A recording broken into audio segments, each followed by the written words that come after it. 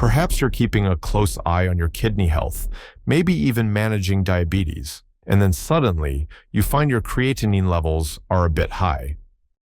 It's certainly a worry that many people share. But what if some of the everyday foods you eat are unknowingly contributing to this situation? The good news is you don't need to fret, because understanding which foods can impact your levels is the very first step towards managing them effectively. This guide is here to shine a light on those common culprits and offer some practical insights. So, let's dive in and explore 7 food categories that might be secretly affecting your levels. This way, you'll have the knowledge you need to make informed choices for your well-being. Number 1, red meat. All right, coming in at number 1 is red meat. We're talking about beef, lamb, and pork. These are significant sources of dietary creatine, which our bodies then convert into creatinine. So, when you eat red meat, especially in larger amounts, your body processes this creatine, and that leads to a natural increase in the creatinine levels in your bloodstream. Now, this doesn't automatically mean your kidneys are damaged, but it can definitely make interpreting those creatinine tests a bit more complex if your doctor isn't clued into your dietary habits. The science part here is pretty straightforward. Muscle tissue, which is what red meat is, naturally contains creatine. What's more, cooking meat, particularly at high temperatures like grilling or frying, can also convert some of that creatine in the meat directly into creatinine before you even take a bite. This means you're actually ingesting preformed creatinine, which then adds to the creatinine your own body produces, leading to those higher levels when your blood is tested. Now, for anyone managing their kidney health or dealing with conditions like diabetes, where kidney function is a really key concern, this information is absolutely vital. If your creatinine levels are being monitored, a consistently high intake of red meat could give a misleading picture of how well your kidneys are actually functioning. It's not about telling everyone to eliminate red meat entirely, but moderation is often the key here.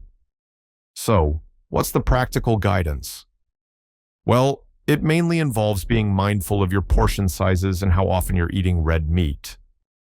You might consider smaller servings, perhaps opting for leaner cuts. It could also be a good idea to explore alternative protein sources on some days.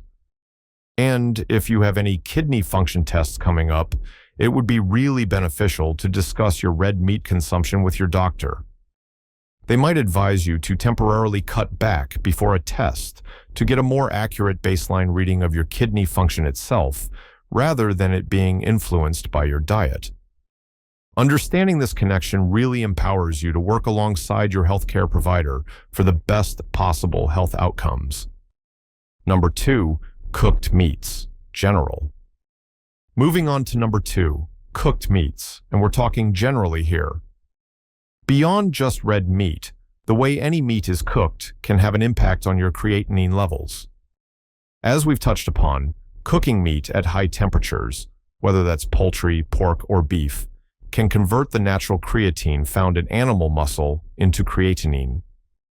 This process means that when you eat meats that are well done, fried, roasted, or grilled, you're actually consuming a certain amount of creatinine directly, which then gets absorbed into your bloodstream. Now, this dietary creatinine adds to the creatinine that's produced by your own body's muscle metabolism. For someone whose kidneys are working perfectly, this slight increase might not be a huge issue, as healthy kidneys can usually filter it out just fine. However, if your kidney function is already compromised, or if you're trying to get a very precise understanding of your kidney health, these dietary additions can become much more relevant. So, the concern here isn't just about the type of meat, but more about the transformation it undergoes during the cooking process. The longer and hotter you cook it, the more creatinine can be formed. For instance, think about a heavily seared steak or some crispy fried chicken. These cooking methods are much more likely to generate higher levels of creatinine in the food itself compared to, let's say, gently poached chicken. What about practical guidance for this one? Well, it's a good idea to consider your cooking methods. Techniques like poaching, steaming, or stewing meats at lower temperatures might result in less creatinine formation compared to high heat grilling or frying. Also, simply being aware of your overall meat intake is really important. If you regularly consume large portions of cooked meats, this could contribute to higher baseline creatinine levels. As always, discussing your dietary habits, including how you prepare your meats, with your doctor or a dietitian, can help you understand if this is a factor for your specific situation. They can guide you towards choices that effectively support your kidney health. Number 3, dairy products. Next up, at number 3, we have dairy products. Things like milk, cheese, and yogurt are, of course, valued for their calcium and protein. However, for those of you monitoring creatinine levels, especially if there are kidney concerns, the protein aspect of dairy really warrants some attention. You see, a high protein intake, generally speaking, can lead to increased production of creatinine.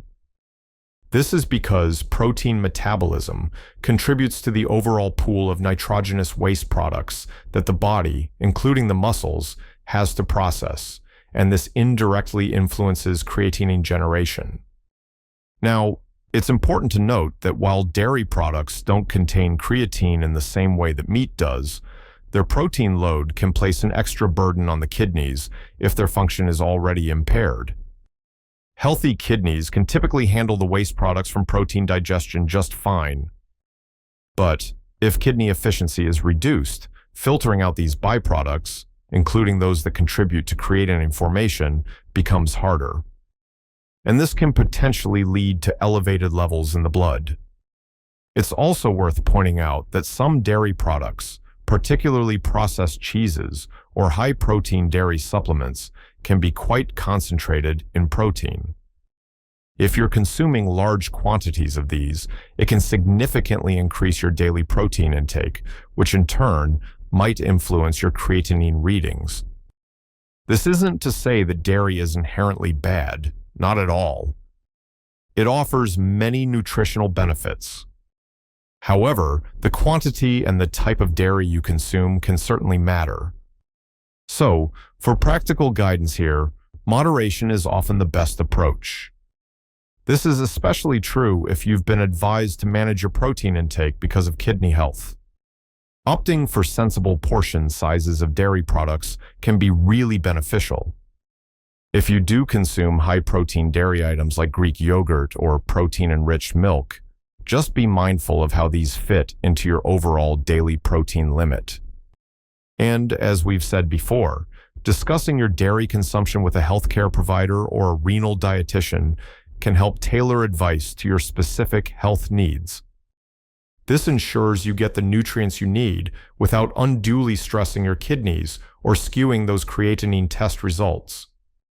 Number 4, creatine supplements.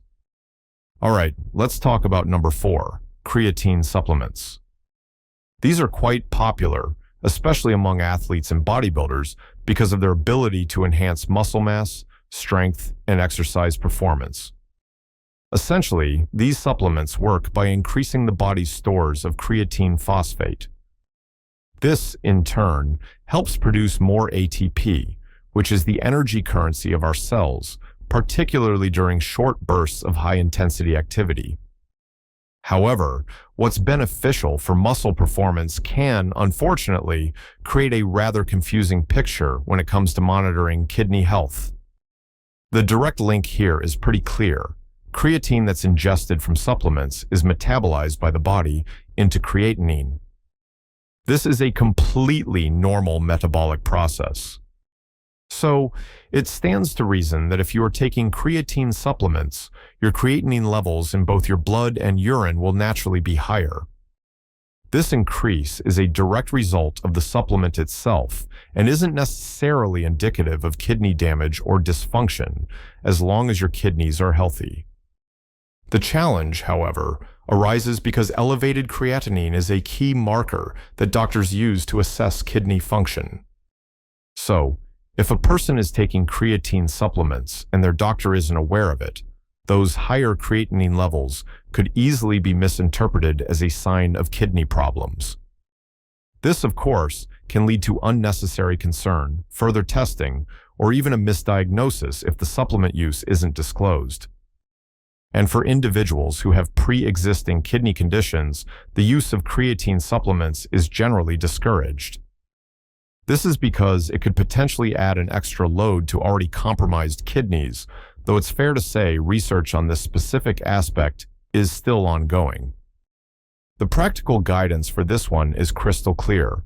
If you're taking creatine supplements, or even just considering it, it is absolutely essential that you inform your doctor. This allows them to interpret your creatinine test results accurately, taking into account your supplement use. If your kidney health is being closely monitored, or if you have any existing kidney issues, it's always wise to discuss the use of any supplements, creatine included, with your healthcare provider before you start them. They are the best ones to advise whether it's safe for you and how it might impact your lab results. Number 5, protein-rich processed foods. Coming in at number 5 are protein-rich processed foods. You've probably seen them. Many processed foods are specifically formulated to be high in protein. They cater to the demand for convenient muscle-building snacks or meal replacements. We're talking about things like protein bars, protein shakes, and even some fortified cereals or snacks. Now, while protein is undoubtedly an essential nutrient, consuming it in these highly concentrated processed forms can contribute to an increased load on your kidneys and, as a result, potentially elevate your creatinine levels.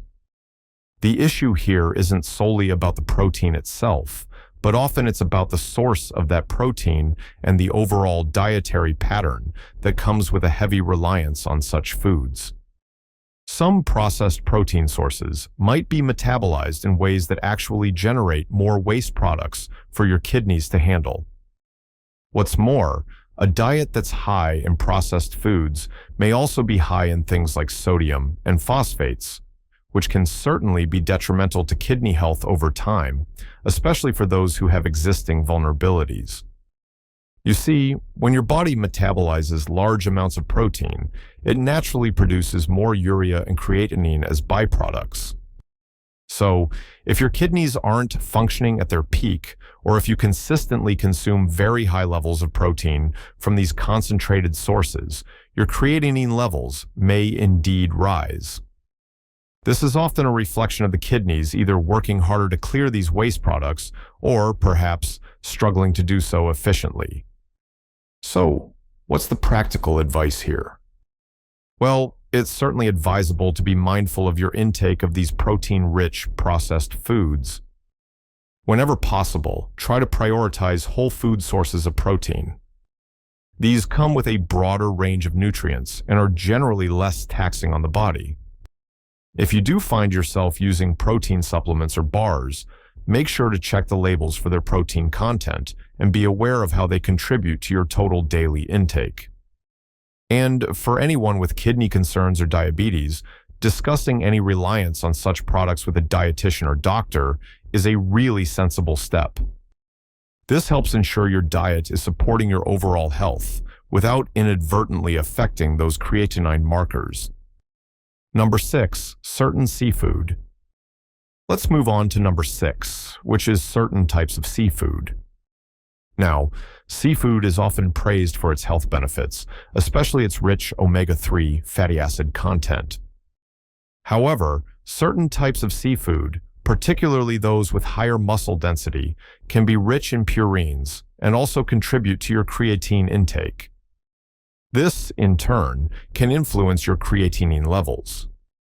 We're talking about fish like tuna, salmon, and sardines, as well as shellfish such as shrimp and scallops. These all fall into this category. It's interesting because when your body breaks down purines from food, it produces uric acid. Now, While this is different from creatinine, a diet that's consistently high in purine-rich foods can sometimes be associated with kidney stress, especially if you're prone to conditions like gout. But, more directly related to creatinine, the muscle tissue of fish, just like other animal muscles, contains creatine. So, consuming significant portions of these types of seafood can lead to an increase in creatine in your body, which is then converted to creatinine, potentially elevating your blood levels. Now, this certainly doesn't mean that seafood should be avoided altogether, as it provides so many valuable nutrients. The key, as with many things, is often the quantity and the frequency of consumption. This is especially true for individuals whose kidney function is already a concern. For example, a very large serving of tuna or salmon will naturally deliver more creatine than a smaller portion would. So, practically speaking, if you enjoy seafood, the best advice is to aim for moderation in your portion sizes, particularly when it comes to those richer varieties. Varying your protein sources throughout the week can also be really beneficial, rather than relying heavily on these specific types of fish every single day. And if your creatinine levels are being monitored and you happen to be a frequent consumer of these kinds of seafood, it's definitely a good point to discuss with your healthcare provider. They can help you understand if your dietary choices are impacting your lab results and guide you on how to best balance a healthy diet with good kidney care. Number 7, high-protein beans and legumes. And finally, at number 7, we have high-protein beans and legumes. We're talking about things like lentils, chickpeas, black beans, and kidney beans. These are truly excellent sources of plant-based protein, fiber, and various micronutrients. They're often recommended as part of a healthy diet, including for individuals who are managing diabetes. However, precisely because they are high in protein, consuming them in very large quantities could potentially contribute to an increase in creatinine levels, much like other high-protein foods we've discussed. You see, the body processes all protein, whether it comes from animal or plant sources, and this metabolism generates waste products, which includes creatinine. If your kidneys are working efficiently, they can usually manage this just fine. But if you have underlying kidney issues, or if you suddenly increase your intake of high-protein beans and legumes by a significant amount, you might see a corresponding rise in your creatinine. It's really less about the beans themselves being harmful and more about the overall protein load that's being placed on your system. Now, it's important to differentiate this from the creatine that's found abundantly in meat. Beans and legumes do not contain creatine. So, the potential impact on creatinine levels from beans is primarily related to their protein content and the body's subsequent metabolic processes.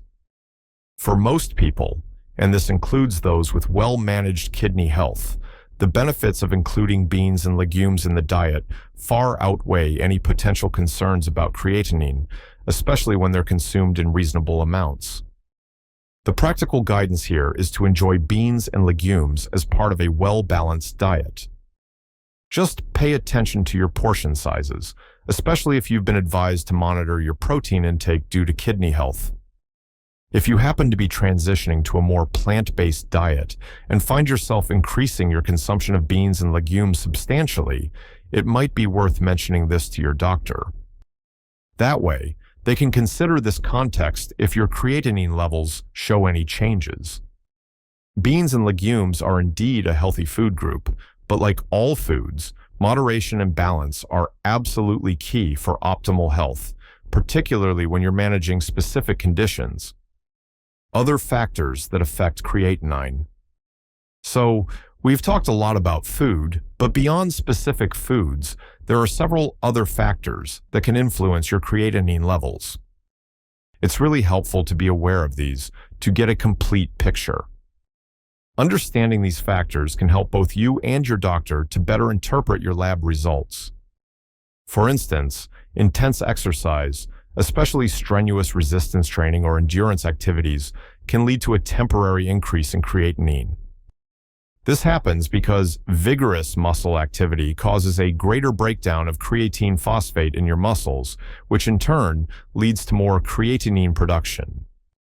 This rise is usually short-lived and isn't indicative of kidney damage, but it's certainly good to know if you've had a particularly hard workout right before a blood test. Your hydration status also plays a crucial role. Dehydration can actually cause creatinine levels to appear falsely elevated. You see, when you're dehydrated, the concentration of substances in your blood, creatinine included, increases. So, ensuring you are adequately hydrated, especially before a blood test, can help provide a much more accurate reading of your kidney function. And finally, it's important to remember that individual variations, such as your muscle mass, age, sex, and even ethnicity, can affect your baseline creatinine levels.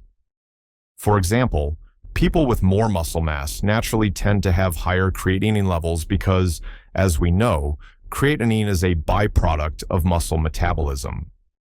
Men usually have higher levels than women. And as we age, muscle mass often decreases, which can lead to lower creatinine. However, kidney function might also decline with age, which can complicate the picture.